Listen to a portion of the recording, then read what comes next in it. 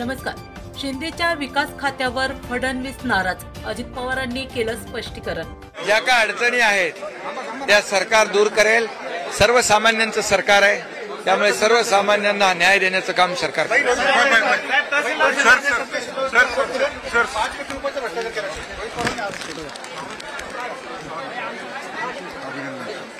भीमाशंकराने सर्वांना सद्बुद्धी आणि सुबुद्धी द्यावी. जातीला हरवून नाही द्यायचं, काही करून जिंकायचं.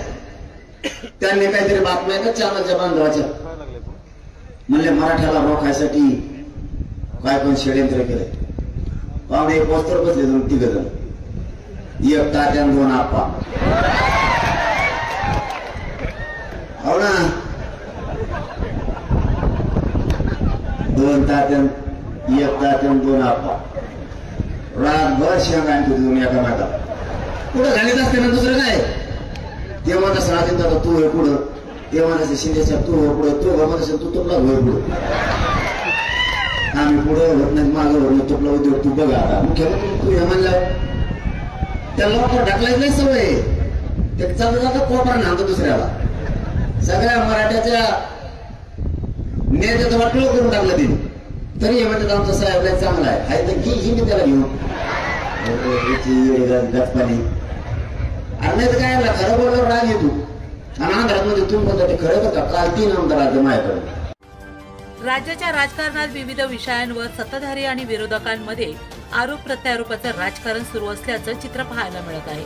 मात्र असं असताना राज्याचे मुख्यमंत्री देवेंद्र फडणवीस हे उपमुख्यमंत्री एकनाथ शिंदे यांच्याकडे असलेल्या नगर विकास विभागावर नाराज असल्याची चर्चा सध्या रंगली आहे. केंद्र सरकारच्या योजना प्रभावीमुळे राबवण्यामध्ये नगर विकास विभाग अपयशी ठरत असल्याच्या कारणास्तव मुख्यमंत्री देवेंद्र फडणवीस यांनी नाराजी व्यक्त केली. दरम्यान या चर्चावर आता राज्याचे उपमुख्यमंत्री अजित पवार यांनी प्रतिक्रिया देत या चर्चा फेटाळून लावल्या.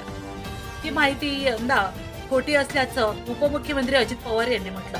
त्यांच्या या प्रतिक्रियेनंतर आता या चर्चेवर पडदा पडल्याचं दिसत आहे. उपमुख्यमंत्री एकनाथ शिंदे यांच्याकडे असलेल्या नगरविकास खात्याच्या कामगिरीवर मुख्यमंत्री देवेंद्र फडणवीस हे नाराज असल्याची चर्चा आहे.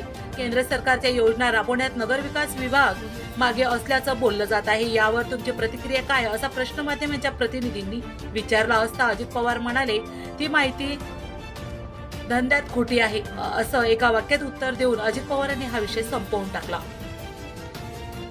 दरम्यान राज्यात गणपती बाप्पाच्या आगमनासाठी आता अवघे काही तास शिल्लक राहिले आहे. 27 ऑगस्ट पासून देशभरात गणेशोत्सव मोठ्या उत्साहात साजरा करण्यात येणार आहे. लाडक्या बाप्पांच्या आगमनासाठी अनेक जण उत्स्फूर्त असून आतापासूनच जोरदार तयारी सुरू केली आहे. या पार्श्वभूमीवर राज्य सरकारने सरकारी कर्मचाऱ्यांसाठी एक मोठा निर्णय घेतला. गौरी गणपती सणाच्या पार्श्वभूमीवर राज्य सरकारने आपल्या कर्मचाऱ्यांना ऑगस्ट महिन्याचे वेतन गणेश उत्सवापूर्वी देण्याचा निर्णय घेतला असल्याची माहिती उपमुख्यमंत्री अजित पवार यांनी दिली. उपमुख्यमंत्री अजित पवार म्हणाले, यावर्षी आम्ही गणेशोत्सवपूर्वी म्हणजे उद्यापासून शासकीय कर्मचाऱ्यांना वेतन देण्याचा जी.आर. काढला आहे. महाराष्ट्रातील सर्व शासकीय कर्मचाऱ्यांना जे वेतन दिलं जातं तसेच त्यांना पेन्शन दिली जाते, त्या सर्वांना 26 ऑगस्ट रोजी त्यांच्या खात्यात त्यांचं वेतन जमा होणार, असं अजित पवार यावेळेस म्हणाले. एकनाथ शिंदेच्या कामकाजामुळे देवेंद्र फडणवीस यांनी नाराजी बोलून दाखवली, पण अजित पवार यांनी तो प्रश्न विचारल्याबरोबर त्याच्यावर न बोललेलं काही टाळलं. पण देवेंद्र फडणवीसांची नाराजी कुठपर्यंत, काय नक्की एकनाथ शिंदेचा गेम होणार की भाजपमधून एकनाथ शिंदे हे वेगळे पडणार? तुमचं मत काय मला कमेंट बॉक्समध्ये नक्कीच सांगा. पुन्हा भेटूया. जय हिंद, जय महाराष्ट्र.